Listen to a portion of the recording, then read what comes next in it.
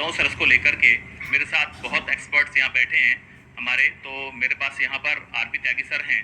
पहले मैं उनसे बात करूंगा। त्यागी सर, आप बताएं, आप इस नीट 2025 के पेपर को, बायोलॉजी के सेगमेंट को कैसे देखते हैं, please. Thank you sir. Basically biology का पेपर हार्ड नहीं बोल सकते, ज़्यादा डिफ़िकल्ट वे में नहीं था।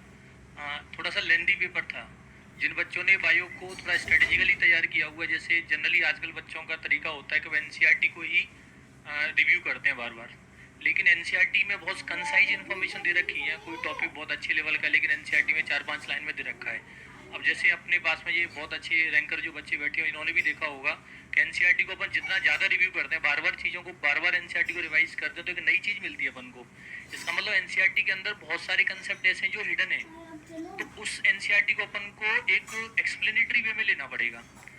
तो जैसे हर साल जो पिछले मतलब कोविड से अगर हम बात करें, बिफोर 5 to 6 ईयर की अगर हम बात करें, लास्ट 5-6 साल की बात, तो जनरली पेपर बायो का एनसीईआरटी की लाइन टू लाइन आता था। तो बच्चों को वही आदत बनी हुई थी कि सर बायो का पेपर तो लाइन टू लाइन एनसीईआरटी का आता है।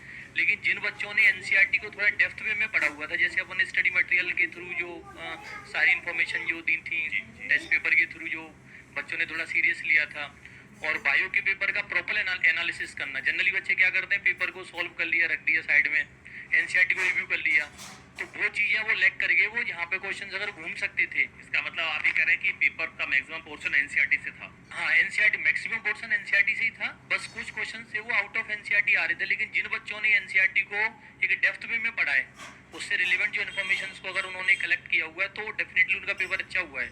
और अभी भी जो बच्चे जिनका पेपर ठीक ठाक हुआ है, वो 350 मार्क्स, या मैं तो कहूँगा कुछ बच्चों के अपने मार्क्स जो अपने स्टूडेंट्स हैं, तो 360 भी आएंगे।